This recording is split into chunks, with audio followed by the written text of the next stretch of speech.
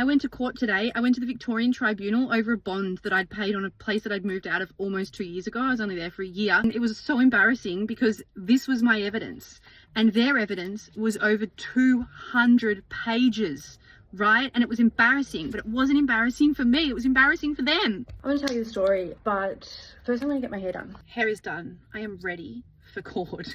I'm actually outside the warehouse now though, because we've just had 20 pallets of stock come in today. So I'll tell you the story for VCAT. I rented a house for 12 months, only 12 months. It was an absolute nightmare. I think the agents themselves were actually not so bad. It was the landlords, a retired couple, the kind of couple that vacuum their driveway on the weekends, you know, or they sweep the driveway and then they pick up all the little bits in their little brush and shovel. Like, that is a certain type of person, and that's the type of person that was renting their house out to a family with kids and a pet. My first inspection, they inspected with the property manager for 45 minutes.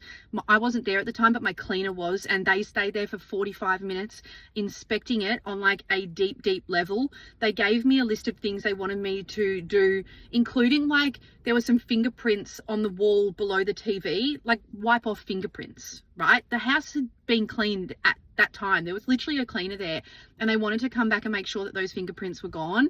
I kind of went along with it at first, but after the second inspection, when they were also there and I was there too, and they made me so uncomfortable because they were like checking behind doors, I actually said to them, I'm refusing you inspecting a third time, like just leave me alone. So at that point they issued a, like, you know, ending the lease at the 12-month period, and I was like, cool, and I moved out. My bond was like 2,200, and they gave me a list after the final inspection that was, they wanted to not only keep my entire bond, they also wanted like another $1,000. They wanted over $3,000 from me.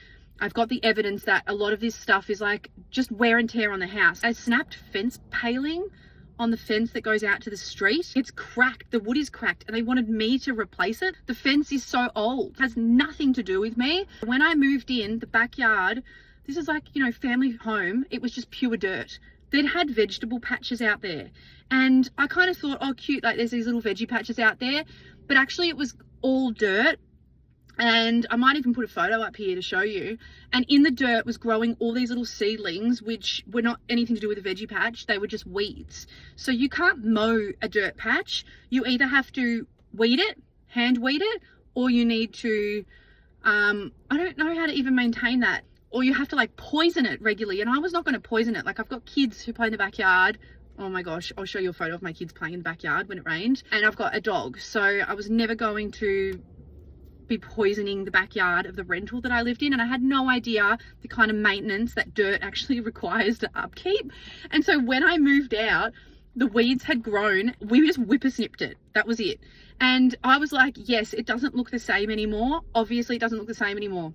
It's been a year of living here and it was a dirt patch. And so I actually did say I'd be willing to pay like $400. I got a quote off Airtasker, and I said I'd be willing to like give you $400 for you to just sort this shit out yourself. And they declined even the mediation process. They just wanted to go straight to VCAT because they didn't want $400. They wanted over $3,000. And so finally today I'm going to VCAT, and we're going to see what a magistrate, is it a magistrate in VCAT? I don't know. We're going to see what they say to this whole thing and whether I need to pay more or I don't need to pay more. So off I go, guys. Oh my God, I'm literally shaking. Can't believe it. It got thrown out. It got dismissed in under 10 minutes because in all of those pages of evidence, they did not have one single out-of-pocket receipt. The magistrate, the member, she said to the property manager, do they not even have a single Bunnings receipt? The property manager said no. It was almost 2 years ago, not a single out-of-pocket expense. And yet you wanted over $3,500 for me, and now I just get my whole entire bond back. But I was ready to defend it. Like, I had my list of these are the things they want of me, and I had the proof. But my proof really lay in the condition report and what that place looked like when I arrived. So if you are in a rental or moving into a rental, make sure you fill that condition report out in so much detail because it will save you.